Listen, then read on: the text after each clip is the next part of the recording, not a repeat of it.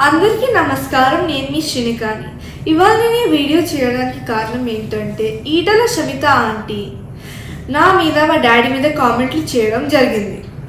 Aunty నాకు doubt ఉంది aunty, నేను స్కూల్కి పోతేంది పోకపోతే ఏంటి ఆంటీ, మీకేమవుతుంది ఆంటీ? మీరేమైనా ఫీజు కడుతున్నారా? మీరేమైనా ఎగ్జామ్ రాస్తున్నారా? మీరేమైనా ప్రిన్సిపలా? నేను పోయిన లీవ్ లెటర్ నా ప్రిన్సిపల్కి ఇచ్చా, ఆయన యాక్సెప్ట్ చేశారు. మా పేరెంట్స్కి ప్రాబ్లం లేదు, మీకేం ప్రాబ్లం వస్తుందా ఆంటీ? మళ్ళీ మీరు అన్నారు కదా హుజరాబాద్ ప్రజలందరూ చాలా ఫీల్ అవుతున్నారు మామయ్య గారు పోటే లేదంటే. ఆంటీ ఫీల్ అవుతున్నారు అంటున్నారు కదా ఆంటీ, మీకు అసలు హుజరాబాద్ అడ్రస్ తెలుసా ఆంటీ? హుజరాబాద్ ఎట్లుంటుందో అన్న తెలుసా? అసలు హుజరాబాద్ ఎన్నూరు ఉండేదో తెలుసా? సరే అవన్నీ తీసి పక్కన పెట్టండి. హుజరాబాద్ బార్డర్ అన్న మీరు టచ్ చేసిండ్రా ఆంటీ? ఆంటీ మీరు కూడా అన్నారు కదా మా మామయ్య గారు చాలాసార్లు హుజరాబాద్లో ఎమ్మెల్యే అయ్యారు, హుజరాబాద్ ప్రజలందరికీ మా మామయ్య గారు చాలా బాగా తెలుసు. మీ మామయ్య గారు చాలా బాగా తెలిసి మా డాడీ పోటేశారు ఆంటీ. ఆంటీ అలానే హుజరాబాద్ అనేది నా ఊరు, మా నాని మా అమ్మమ్మ మా ముత్తాతలు తాతలు అందరు ఉండే ఊరు అదే. అక్కడ ఉండే ప్రతి ఒక్క మనిషి నా నా ఫ్యామిలీ మెంబర్ లాగా. వాళ్ళే నా బలం, వాళ్ళే మమ్మల్ని కాపాడుతారు. ఆంటీ మీరు హుజరాబాద్ ఓడిపోతే పోయి గజ్వెల్ చేస్తారు, గజ్వెల్ ఓడిపోతే ఇప్పుడు మల్కాజిగిరిలో చేస్తున్నారు. ఏంటంటే జంపింగ్ జాక్ ప్రాసెస్ మేమైతే ఎప్పుడు చేయలేదు.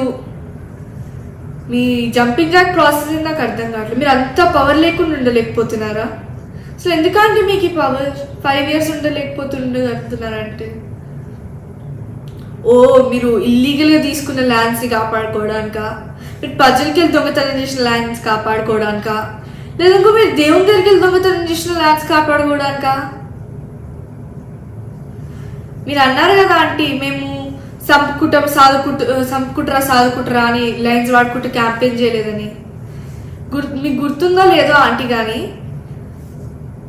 క్రాన్బెర్రీ జ్యూస్ పాయిజన్ బాటిల్లో పట్టుకొని పోయి నేను తాగుతాను మీరు నాకు ఓటు వేయకపోతే అని ఈటల రాజేందర్ తాతయ్య అన్నారా అనలేదా?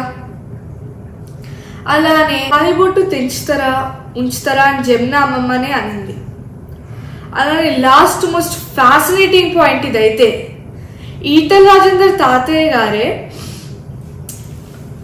చంపుకుంటారా సాదుకుంటారా అనే ట్రెండ్ స్టార్ట్ చేసింది.